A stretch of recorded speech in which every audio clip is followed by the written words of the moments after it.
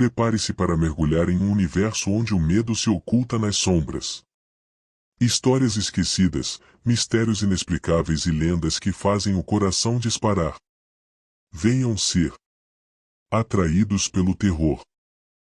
Antes de começarmos, ajude nosso canal a alcançar mais visibilidade, inscreva-se, deixe seu like, ative o sininho e compartilhe com todos.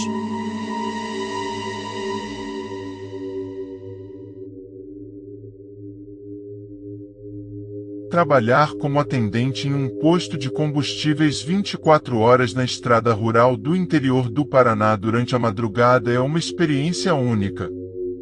O movimento costuma ser tranquilo, com poucos veículos passando.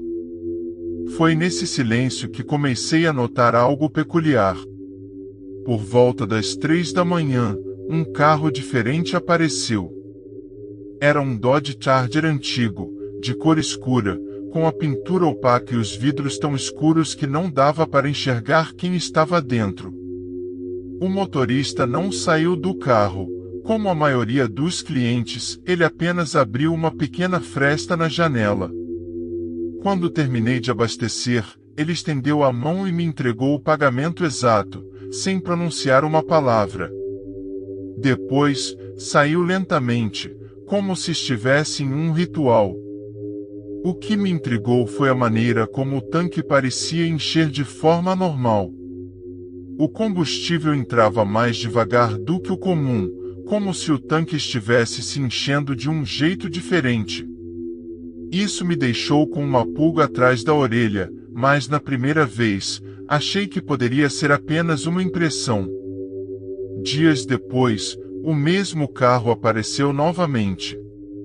Percebi que havia um padrão, sempre uma vez por semana, por volta das 3 da manhã, o Charger escuro aparecia na entrada do posto. Eu já estava preparado e, ao abastecer, notei que o tanque continuava a encher devagar, o que aumentava minha curiosidade. O motorista repetiu o ritual de sempre, pagando sem dizer uma palavra. Essa situação começou a me deixar desconfiado. O silêncio, o fato de ele nunca mostrar o rosto, tudo parecia muito suspeito. Após algumas semanas nessa rotina, a curiosidade me consumia. Decidi que precisava descobrir o que estava acontecendo. Na próxima vez que o carro aparecesse, tentaria enxergar algo além da fresta da janela. E assim o fiz. Quando o carro voltou, lá estava eu, esperando ansiosamente. O motorista estacionou e eu me aproximei com a mangueira, tentando puxar conversa. Boa noite, tudo certo? Mas não houve resposta. Ele estendeu a mão novamente assim que terminei de abastecer. Eu me aproximei mais da janela, mas os vidros eram tão escuros que nada conseguia ver.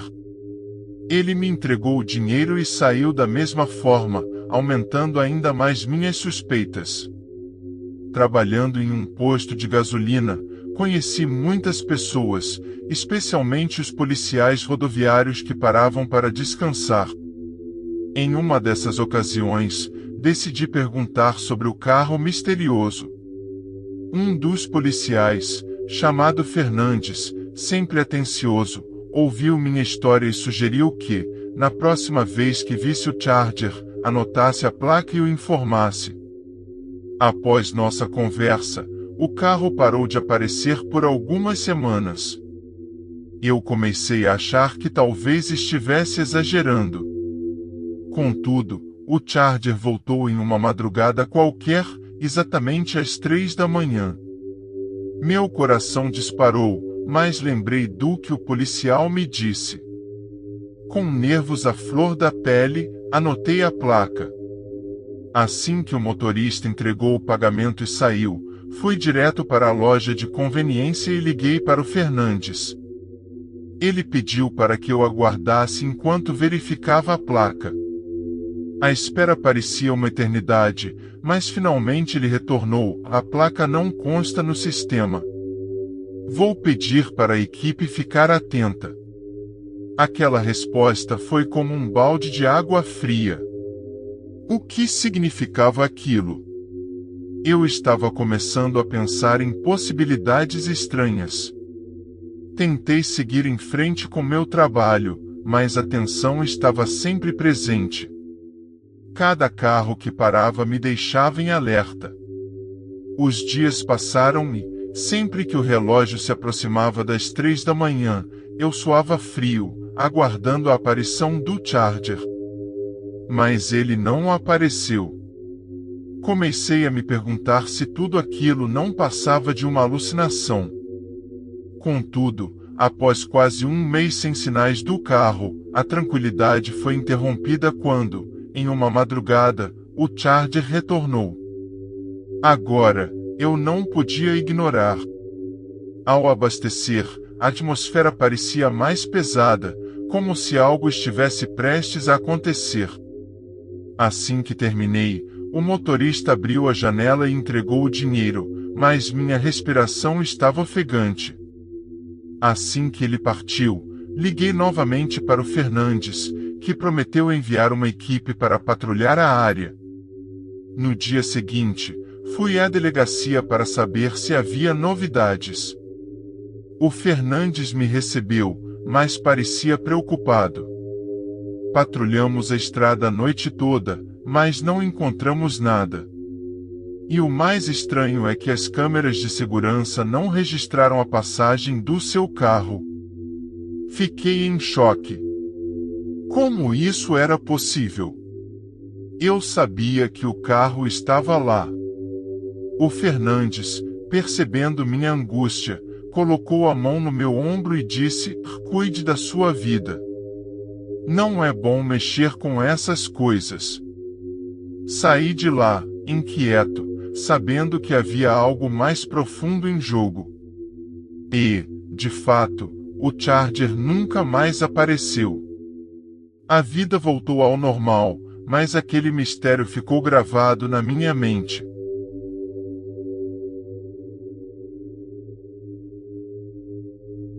Essa narrativa se passa há 5 anos, quando eu trabalhava como coletor de materiais recicláveis em uma pequena cidade chamada Vila Verde.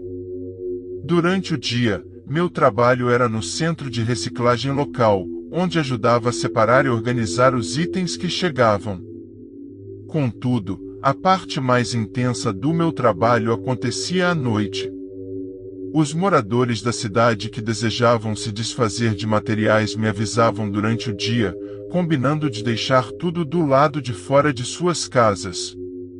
Assim, eu passava com minha velha van e realizava a coleta noturna, pegando o que poderia ser reaproveitado. Sempre apreciei a tranquilidade da noite, as ruas desertas e o silêncio, quebrado apenas pelo ronco do motor da van e pelo barulho dos sacos sendo jogados. Normalmente, contava com a ajuda de um colega chamado Lucas, mas naquela época ele estava doente e não poderia trabalhar.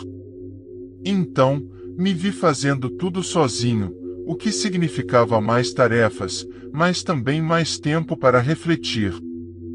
Foi nesse período que comecei a receber pedidos de uma rua antiga da cidade, chamada Rua das Flores, um local onde eu não costumava ir.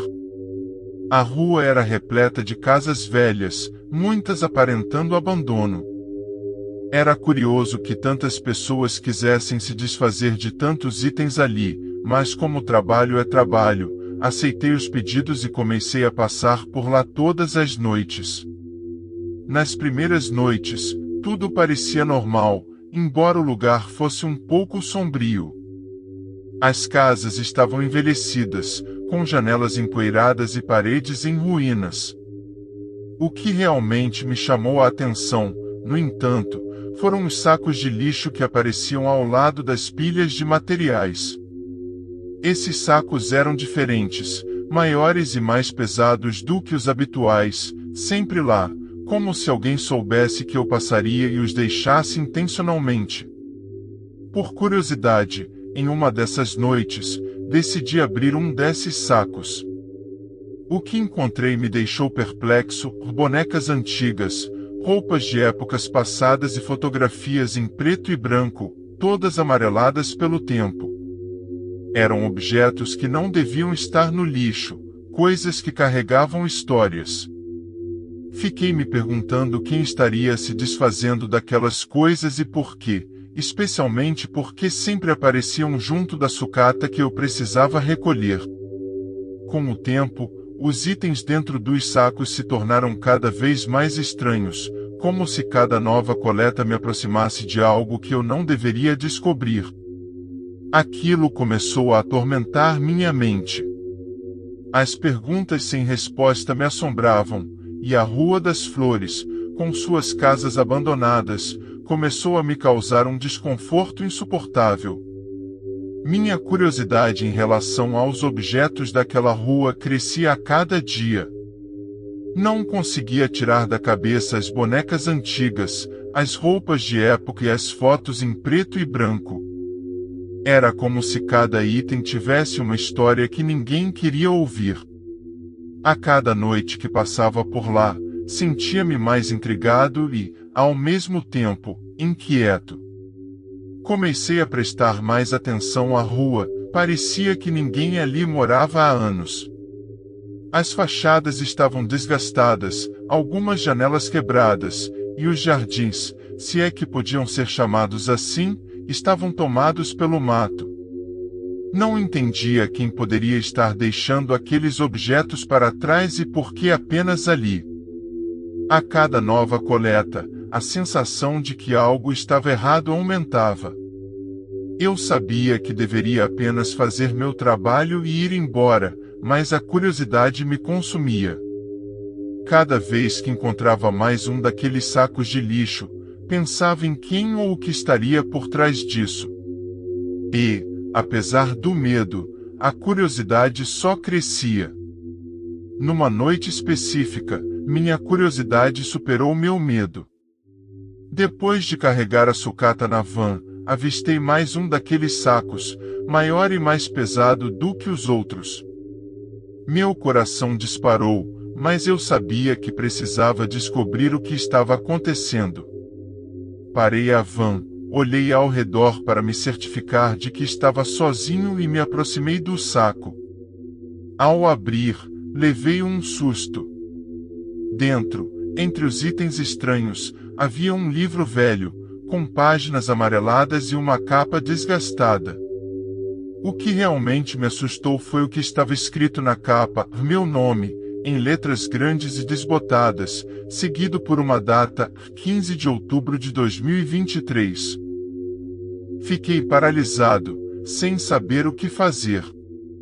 O medo me dominou como nunca antes.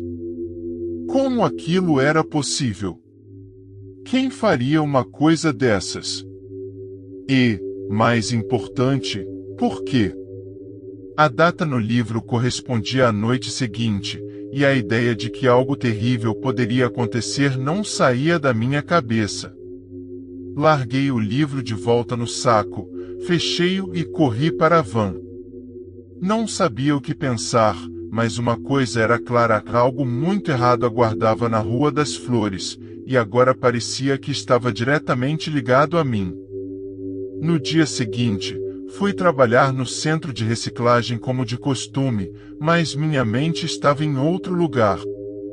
Não conseguia parar de pensar no livro que encontrei na noite anterior, com meu nome na capa e aquela data fatídica. Era como se a descoberta tivesse despertado algo em mim, algo que não conseguia ignorar. Cada barulho, cada sombra em movimento, fazia meu coração disparar. Estava apavorado enquanto separava e organizava os materiais.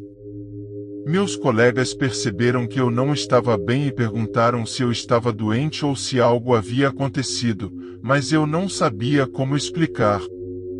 Quem acreditaria em uma história dessas? Apenas balancei a cabeça e disse que estava cansado, lidando com o trabalho sozinho enquanto meu colega estava doente, e que o medo me consumia por dentro. Durante o dia, tentei me distrair com o trabalho, mas tudo me lembrava da rua, dos sacos de lixo e daquele livro. Quando a noite chegou, a tensão aumentou. Sabia que teria que voltar para fazer a coleta, mas a ideia daquela data no livro me deixava em pânico. À noite, ao pegar a van para começar a ronda, minhas mãos suavam no volante. A van, que sempre fora minha companheira em tantas noites, agora parecia um caixão sobre rodas, me levando a um destino do qual eu queria fugir. Mas não havia escolha, o trabalho precisava ser feito. Ao chegar na Rua das Flores, meu coração quase parou. Sabia que algo estava prestes a acontecer, mas não fazia ideia do que poderia ser. O pior era que, apesar do medo, eu estava sozinho. Não havia ninguém para compartilhar o peso daquele terror que crescia dentro de mim. A sensação de mal-estar era tão intensa que quase decidi voltar, mas a responsabilidade me impediu. Mesmo com todo o medo, eu tinha um trabalho a fazer. Desci da van, olhei ao redor e comecei a carregar a sucata, tentando ignorar a escuridão que parecia me cercar. Foi então que ouvi algo que me fez congelar, um som baixo, como se alguém estivesse sussurrando meu nome. Olhei em volta, mas não vi nada. O som parecia vir de todos os lados, mas a rua estava deserta. Meu coração batia tão rápido que eu sentia o sangue pulsando nos ouvidos. Decidindo que era hora de terminar o trabalho e sair dali, joguei o último pedaço de sucata na caçamba e estava prestes a entrar na van quando percebi algo estranho. A porta da van, que eu tinha certeza de ter fechado, estava entreaberta. O medo que sentia se transformou em pânico. Com a mão trêmula, segurei a porta e olhei para dentro. Estava lá, sobre o banco do passageiro, o livro que encontrei na noite anterior. Eu deixara o livro naquele saco de lixo, não o trouxe comigo, e agora ele estava ali, aberto, com a página virada para a data que coincidia com aquela noite. Mas o que mais me assustou foi o que vi embaixo do livro, uma foto antiga em preto e branco de um homem ao lado de uma van, um homem que era idêntico a mim. Não conseguia respirar, não podia ser real. Como aquilo havia parado ali? Peguei a foto com as mãos tremendo e, ao virá-la, vi algo escrito à mão: ele sabia que você não devia voltar. Nesse instante, as luzes da van começaram a piscar e o motor ligou sozinho. O som do motor rugindo no silêncio da noite quase fez meu coração parar. Eu sabia que precisava sair dali, mas minhas pernas não respondiam. Foi quando o motor desligou abruptamente e tudo ficou em silêncio novamente, exceto pelo som do meu coração descontrolado. Decidi que não havia mais nada a fazer ali, larguei a foto e o livro no banco, fechei a porta da van com força e saí correndo. Aquela rua, aquela noite, eu sabia que jamais esqueceria. Depois daquele evento, minha vida mudou. No dia seguinte, fui direto ao proprietário do centro de reciclagem e pedi para ser transferido para outra rota.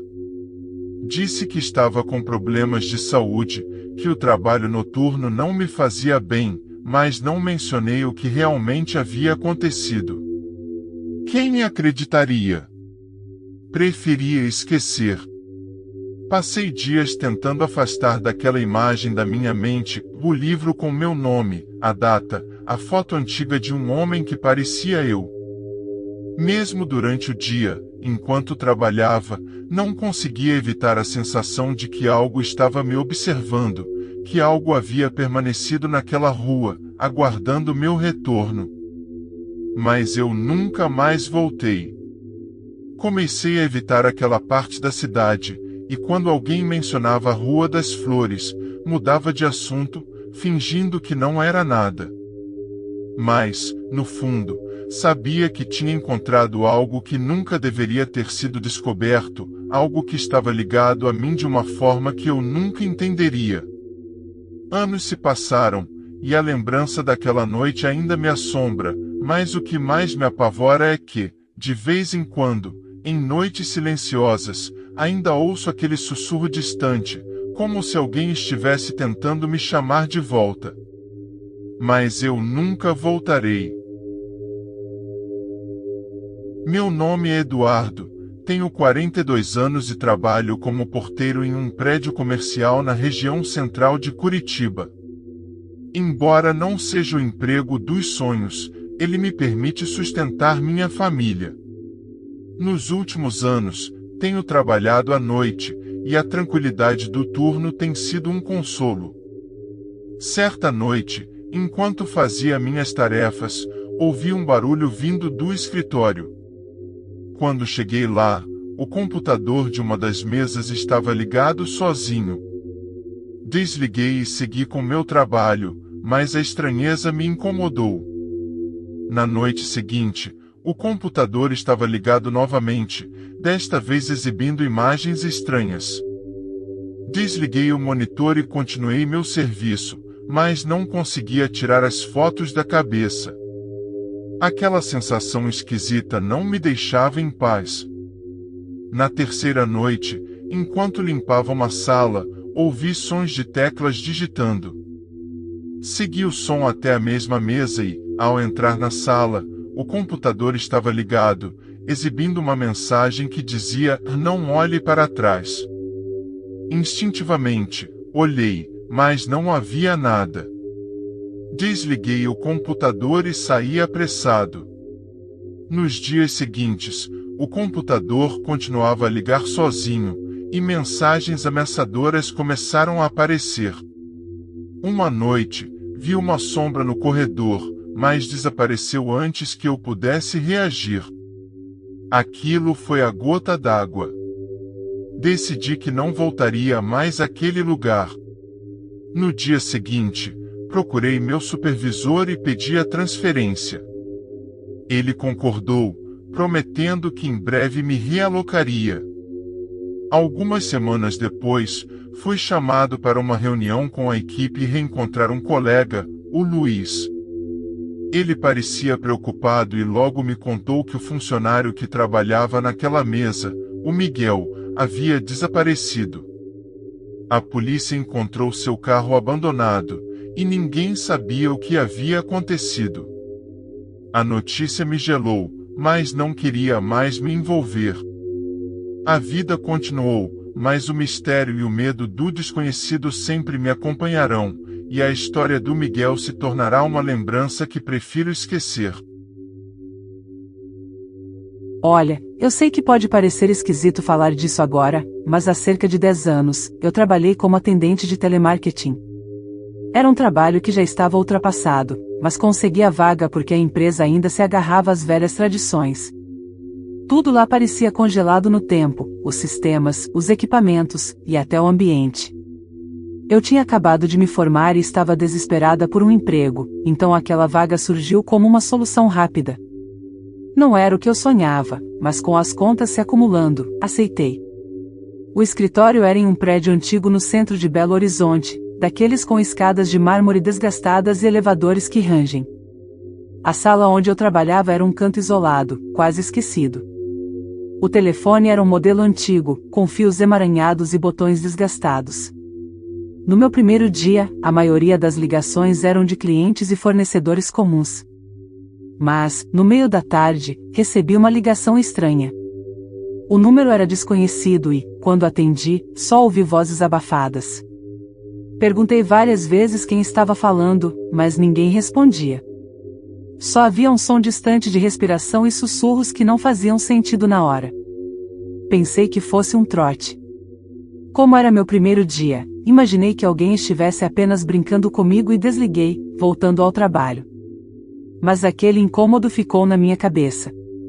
No final do dia, as ligações estranhas continuaram. Sempre que o número desconhecido aparecia, ouvia os mesmos sussurros e sentia que algo estava muito errado. Comecei a ficar paranoica. Decidi comentar com uma colega da recepção, e a expressão dela me deixou desconfortável. Isso acontece com todo mundo que trabalha aqui, ela disse, e um arrepio percorreu minha espinha. Tentei ignorar, achando que era apenas o cansaço do primeiro dia ou alguma história inventada pelos veteranos. Mas, a verdade é que, depois de ouvir aquilo, o clima na empresa mudou para mim. Sempre fui cética, mas não conseguia parar de pensar nas ligações. Tentei me distrair com o trabalho, atendendo chamadas normais, mas no fundo estava esperando o telefone tocar novamente. E, claro, ele tocou. O número desconhecido apareceu na tela e, quando atendi, só ouvi os sussurros. Eram quase inaudíveis, como se a pessoa do outro lado estivesse muito distante ou tentando não ser ouvida. Resolvi perguntar a alguns colegas sobre essas ligações, imaginando se era algo comum ou um problema do sistema. A resposta que obtive me deixou ainda mais inquieta. Um funcionário mais velho, com um olhar desconfiado, me contou que uma antiga telefonista havia tirado a própria vida naquela mesma sala. Ele disse que ela trabalhou ali por muito tempo e que, após receber uma ligação estranha, a encontraram sozinha na sala. Desde então, todos comentam sobre essas chamadas esquisitas. Algumas pessoas pediram transferência após passar um tempo ali. Aquilo me gelou. Não sabia se ele estava tentando me assustar ou se havia algo de verdade na história. O fato é que, depois de ouvir aquilo, cada vez que o telefone tocava, meu coração disparava. Tentei racionalizar, pensando que poderia ser apenas uma lenda urbana para assustar os novatos, mas os sussurros eram reais demais para eu ignorar. Mais tarde, já quase no final do expediente, a sala estava vazia e o silêncio era total. De repente, o telefone tocou novamente. Eu sabia que era o mesmo número e não tinha mais forças para ignorar. Quando atendi, os sussurros eram diferentes. Agora, uma voz feminina, gélida e desesperada, disse meu nome. Meu corpo travou. A voz disse mais algumas coisas, detalhes da minha vida que ninguém ali poderia saber. Fiquei em pânico e desliguei o telefone, tremendo. Aquilo não era uma brincadeira, havia algo muito errado. Pela primeira vez, comecei a acreditar que a história poderia ser mais real do que eu estava disposta a admitir. Depois daquela ligação, minhas mãos não paravam de tremer. O escritório parecia mais frio e a sensação de estar sendo observada era sufocante. O relógio marcava que faltavam poucos minutos para o final do meu turno, mas o tempo parecia se arrastar. Os sussurros ainda ecoavam na minha cabeça junto com as palavras que a voz havia dito. Levantei da cadeira para organizar minhas coisas e, enquanto juntava alguns papéis, ouvi um barulho. No início, pensei que era algum colega voltando, mas ao olhar para a porta, vi que estava fechada. O som continuava, passos leves e quase imperceptíveis, como se alguém estivesse caminhando sem querer ser notado. Meu coração começou a disparar, e os passos se aproximavam, intensificando a sensação de estar sendo observado. O ar ao meu redor parecia mais pesado. Foi então que a luz da sala piscou, apagou por um segundo e voltou com uma intensidade estranha. Meu corpo ficou tenso e um arrepio percorreu minha espinha. Quando olhei para a mesa de telefonia, o telefone estava lá, até que tocou novamente. O toque foi alto e estridente. Eu sabia que não deveria atender, mas, inexplicavelmente, minha mão se moveu sozinha e eu atendi. Desta vez, os sussurros estavam mais claros e, entre eles, a voz feminina disse: "Estou aqui, não me deixe sozinha." Senti meu corpo congelar. Desliguei o telefone com força e precisei sair dali o mais rápido possível. Juntei minhas coisas e fui em direção à porta. Antes de sair, houve um leve arranhar vindo da porta, como se alguém estivesse tentando passar as unhas por ela do outro lado. Foi a última coisa que ouvi antes de abrir a porta e correr para fora, deixando o prédio sem olhar para trás. Naquela noite, não consegui dormir. Até hoje, não sei exatamente o que aconteceu naquela sala. Uma coisa é certa, nunca mais voltei para aquele lugar. Na manhã seguinte, ainda com o coração acelerado, o medo da noite anterior me acompanhava. Só de pensar em voltar, uma sensação de pânico tomava conta de mim. Eu sabia que precisava daquele trabalho, mas o que vivenciei naquela sala era algo que não conseguia tirar da cabeça. Passei o dia pensando no que fazer. Uma parte de mim tentava racionalizar, dizendo que tudo havia sido fruto do cansaço ou do nervosismo. Mas outra parte, a que estava gelada de medo, sabia que não era tão simples. Conversei com minha mãe, que sempre foi muito prática e sabia que eu precisava do emprego. Ela tentou me convencer a voltar, dizendo que era só o primeiro dia e que eu estava exagerando. Mas no fundo, eu tinha certeza de que, se voltasse, algo pior aconteceria. Tomei minha decisão. Na mesma tarde, peguei o telefone e liguei para a empresa, pedindo demissão. Não consegui explicar o motivo, então inventei uma desculpa qualquer sobre ter recebido outra oportunidade. Do outro lado da linha, o chefe parecia entender, mas me disse algo que fez o arrepio voltar. Você é a terceira pessoa a pedir demissão no primeiro dia. Senti um frio na barriga. Sabia que havia feito a escolha certa, mas ao mesmo tempo, algo me dizia que aquele lugar nunca me deixaria completamente. Até hoje, quando penso naquela época, os sussurros ecoam na minha cabeça e, por mais que tenha seguido em frente, não consigo esquecer as últimas palavras que ouvi: não me deixe sozinha. A verdade é que nunca saberei o que realmente aconteceu naquela sala, mas uma coisa eu sei: nunca mais voltaria lá, nem que fosse o último emprego da minha vida. Meu nome é Clara e, na época em que essa história aconteceu, eu tinha 19 anos. Faz mais de uma década, mas lembro de cada detalhe como se fosse ontem. Sempre gostei de crianças e, desde adolescente, costumava fazer bicos de babá. Não era só pelo dinheiro, eu realmente gostava de passar tempo com os pequenos. Foi por isso que, quando minha mãe me indicou para cuidar da filha de uma amiga, aceitei na hora. Tinha acabado de terminar o colégio e ainda estava em busca do que fazer da vida. Aceitar esses bicos me ajudava a ter uma renda enquanto decidia o próximo passo. Minha mãe trabalhou muitos anos com a mãe da Alice, a menina que eu ia cuidar naquela noite. Alice tinha 6 anos e sua mãe me avisou que ela era muito quieta, mas se comportava bem. Quando cheguei na casa delas, percebi que era uma família de classe média alta. A casa era grande, em um bairro tranquilo. Os pais de Alice iam sair para um jantar e precisavam de alguém para ficar com a filha até voltarem. Assim que cheguei, a mãe me explicou a rotina da menina: jantar às 8, 1 hora de TV e depois cama.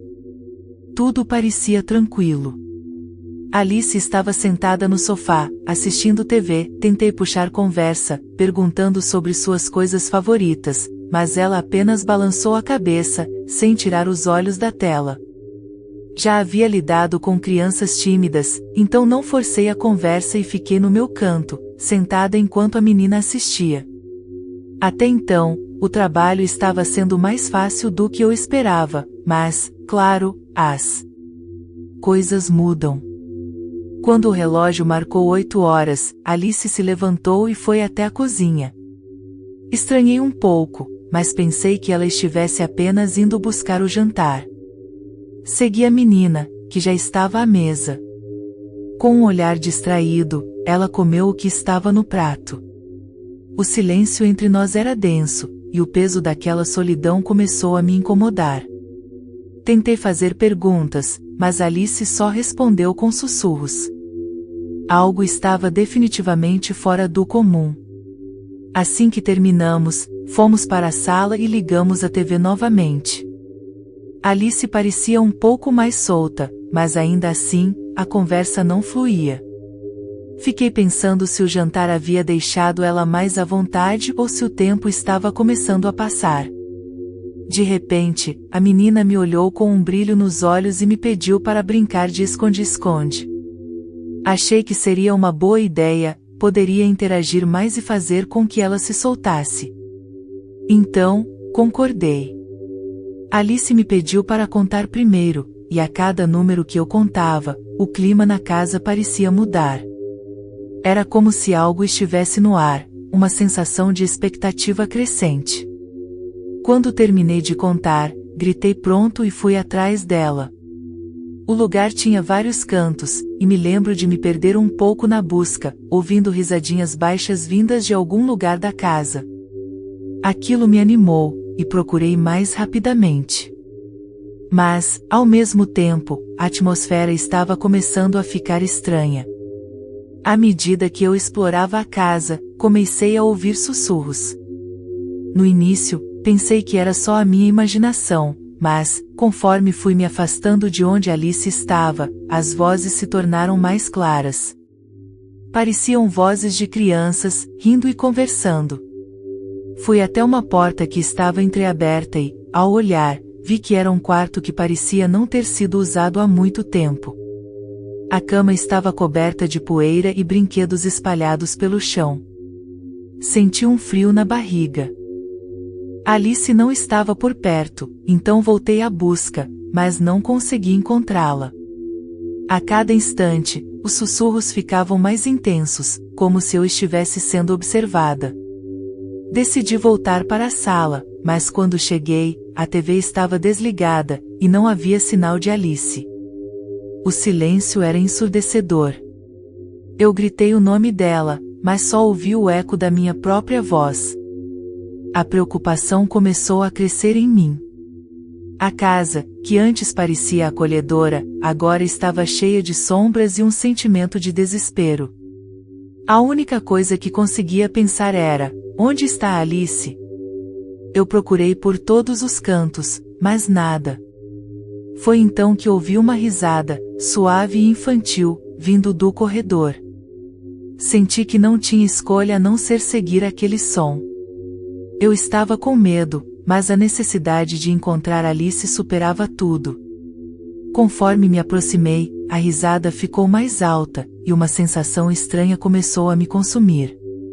Ao dobrar a esquina, vi uma luz fraca vindo de um dos quartos. A porta estava entreaberta, e a risada soou mais forte. Com um empurrão hesitante, abri a porta e vi Alice em meio a um grupo de crianças, todas sentadas no chão, brincando. Elas eram tão reais que não conseguia acreditar nos meus olhos. Mas quando me aproximei, as crianças começaram a desaparecer uma a uma, como sombras se desvanecendo na luz. Quem são essas crianças? Eu perguntei, sentindo um arrepio na espinha. Alice olhou para mim com um sorriso enigmático e disse: elas sempre brincam comigo. Você não vê? E, de repente, a alegria no rosto dela se transformou em uma expressão vazia. Ela se virou para a porta e as crianças tinham desaparecido completamente. O clima na sala mudou, e a atmosfera estava carregada de tristeza. Eu sabia que havia algo profundamente errado. Vamos, Alice. Vamos sair daqui, eu disse, tentando puxá-la para fora. Mas, ao tocar a mão dela, percebi que a pele estava fria. O olhar de Alice agora era vazio, como se ela estivesse perdida em um mundo que eu não conseguia entender. Não posso ir, ela sussurrou. Elas precisam de mim. E, em um instante, tudo ficou escuro.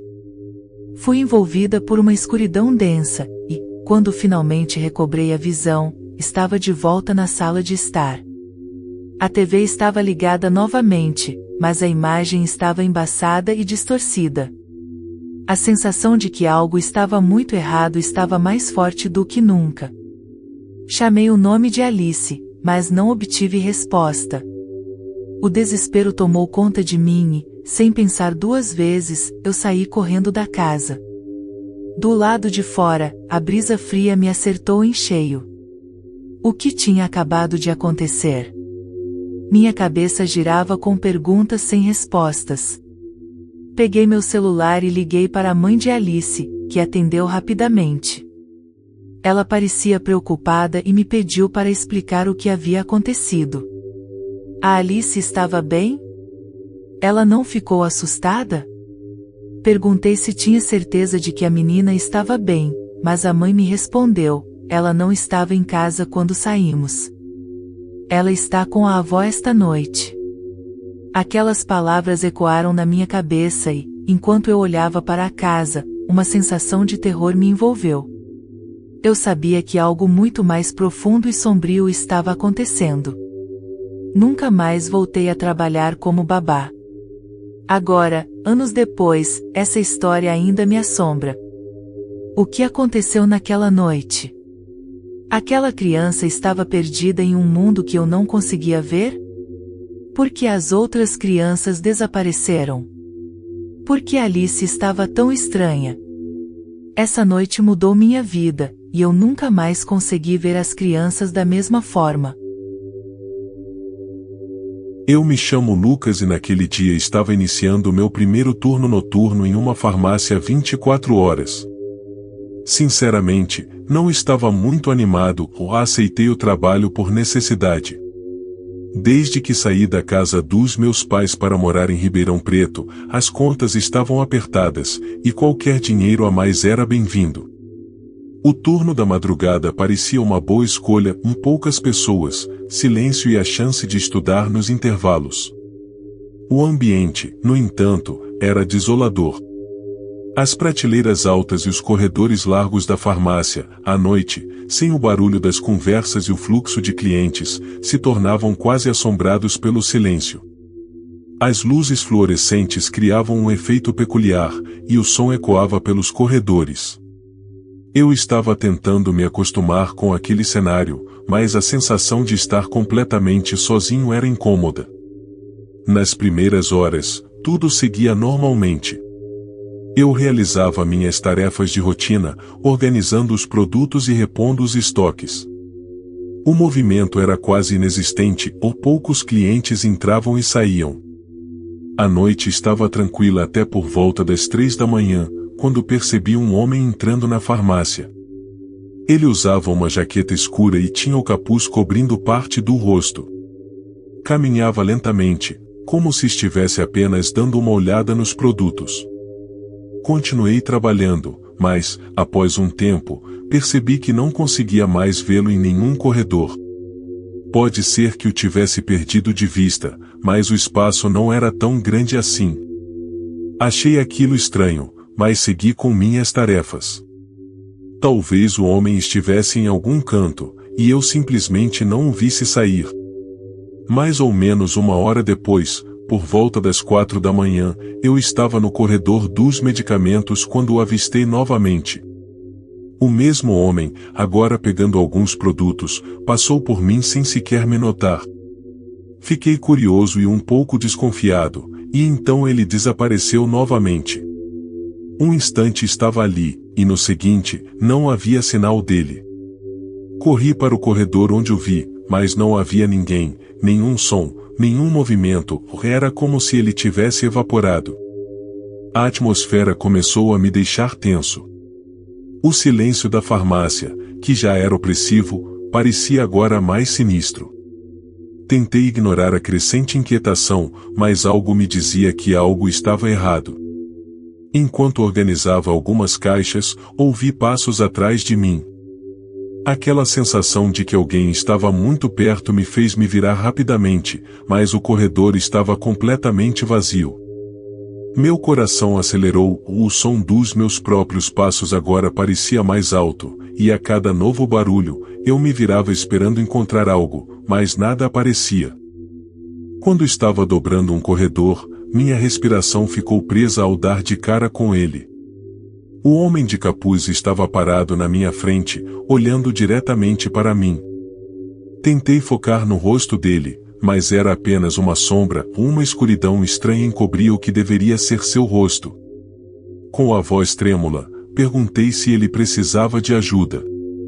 Ele não respondeu, apenas se virou calmamente e começou a se afastar, desaparecendo mais uma vez no meio dos corredores. Depois do que aconteceu, não consegui mais me concentrar no trabalho. A imagem do homem com o capuz e a escuridão no lugar do rosto não saía da minha mente. A sensação de que havia algo muito errado naquela farmácia era inegável.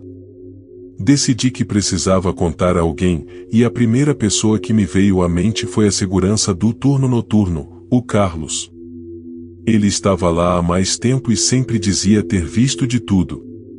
Quando cheguei até ele, expliquei o que havia presenciado, o homem entrando, sumindo nos corredores, aparecendo de novo e aquele encontro assustador onde não consegui ver seu rosto. Carlos apenas riu.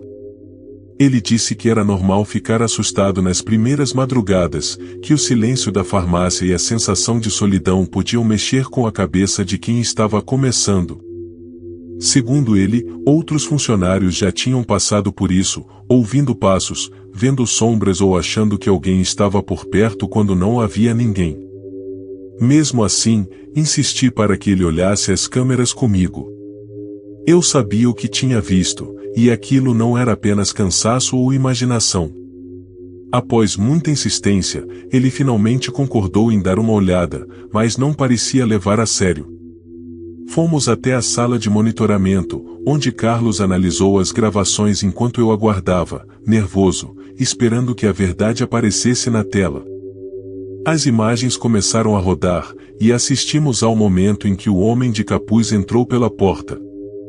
Mas, para minha surpresa, ele não aparecia. As câmeras mostravam a farmácia completamente vazia, sem nenhum sinal de movimento.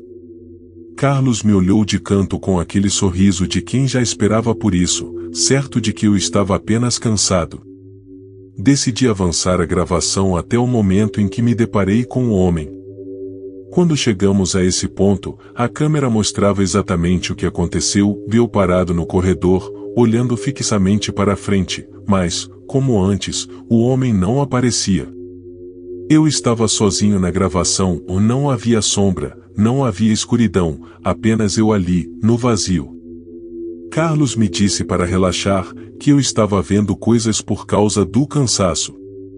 Ele recomendou que eu fosse para casa, descansasse e que tudo ficaria mais claro depois de uma boa noite de sono. Mas para mim, não era tão simples.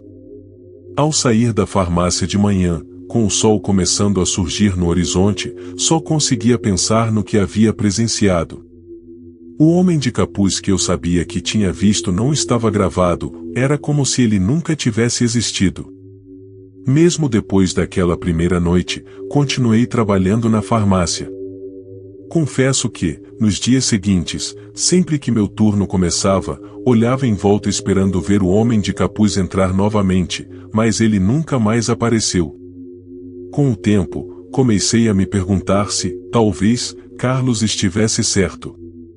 Talvez aquilo tivesse sido apenas cansaço do meu primeiro turno noturno, combinado com o ambiente silencioso e a tensão de estar sozinho. Mas algo no fundo de mim dizia que o que aconteceu naquela noite não era normal. Mesmo sem ver mais aquele homem, comecei a notar outras coisas estranhas. De vez em quando, ouvia barulhos nos corredores vazios. Não eram passos claros, mas pequenos ruídos, como se algo estivesse sendo movido ou embalagens sendo manipuladas. Quando ia verificar, não havia ninguém. No começo, isso me deixava nervoso, cada som parecia uma possibilidade do homem de capuz. Mas, com o tempo, fui me acostumando. Era como se a farmácia à noite tivesse vida própria, sempre se movendo em silêncio, como algo que só quem trabalha de madrugada consegue perceber. Os ruídos tornaram-se parte da minha rotina. Às vezes, o barulho vinha de um corredor que eu havia acabado de organizar ou de uma prateleira onde não tinha mexido. Como nunca vi mais nada além disso, aprendi a ignorar. Continuei trabalhando naquela farmácia por mais 3 anos, até conseguir um emprego na minha área. Espero nunca mais precisar trabalhar durante as madrugadas.